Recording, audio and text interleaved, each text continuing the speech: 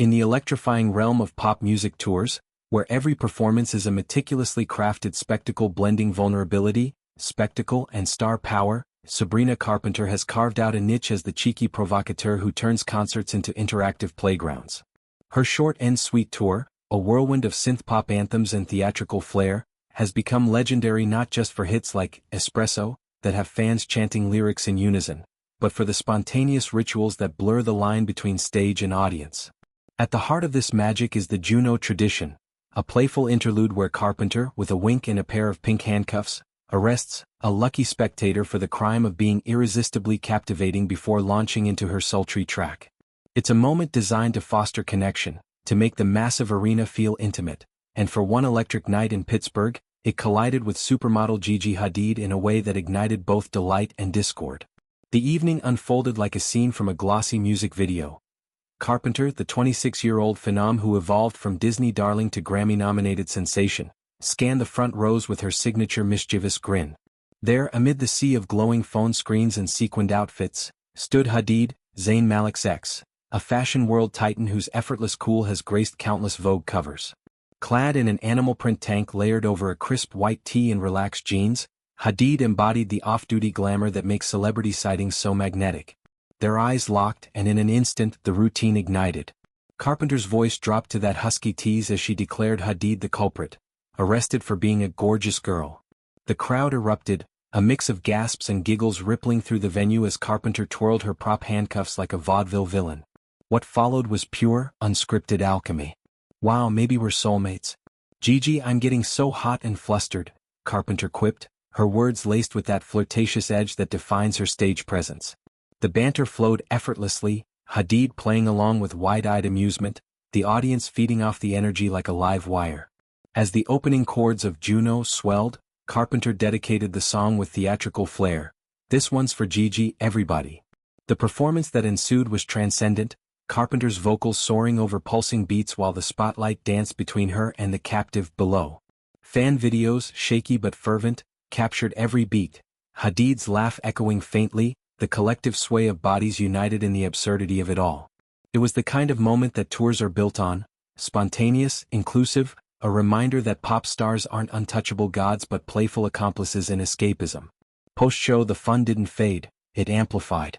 Hadid, ever the good sport, reposted the clips on her Instagram stories, her caption, "Guilty as charged," a nod to the light-hearted charge that sealed their impromptu sisterhood. It was a digital high five, extending the concert's buzz into the feeds of millions, where followers dissected the chemistry with glee. Comments flooded in, heart eyes emojis for the duo's vibe, clips remixed into TikToks that went viral overnight. For many, it was peak Carpenter, turning a simple gimmick into a cultural footnote, proof that her tour isn't just about songs but about forging fleeting bonds that linger long after the encore. Yet, beneath the applause, an undercurrent of critique began to simmer, transforming what could have been unalloyed joy into a flashpoint for broader conversations about celebrity, access, and authenticity in live entertainment. Social media, that double-edged sword of modern fandom, lit up with voices questioning the ritual's evolution. Why, they asked, does the arrest so often land on fellow A-listers rather than the everyday devotees who've saved for months to snag those barricade spots? One user, capturing the sentiment in a candid tweet, pondered, "This sounds stupid, but why do some guests stand in front of barricade? Does SAB have them as special guests or?" It was a query laced with innocence but edged with exclusion, highlighting the invisible barriers that fame erects even in spaces meant to democratize delight. The chorus grew, "I low-key wish more non-celebs or influencers got this during the shows," another fan vented, their words a plea for the magic to feel more universal. Sarcasm sharpened the blade for others. "Can't wait for the day she arrests a regular person," echoing a frustration that this tradition born of whimsy risks becoming an insider's club. It's a valid grievance in an industry where tours are economic juggernauts, ticket prices soaring while the front-row experience tilts toward the elite. Carpenter's shows have indeed become a revolving door of star-studded cameos. Millie Bobby Brown from Stranger Things beaming up at her idol, Emma Bunton of Spice Girls fame joining the fray, Marcelo Hernandez from Saturday Night Live adding comedic flair, Margaret Qualley with her dancer's poise, and Djo bringing that infectious energy. Each encounter delights the inner circle but leaves the regulars wondering if they're spectators to a private party. This backlash isn't mere sour grapes. It's a microcosm of larger tensions in pop culture. Carpenter's rise, from girl meets world innocence to short and sweet sensuality, has been meteoric, her tour a testament to that ascent. But with success comes scrutiny. Does the Juno bit, once a crowd pleaser, now symbolize the commodification of connection? Fans shell out for VIP packages, only to watch celebrities, often comped or invited, hog the spotlight. It's a dynamic that mirrors broader inequities.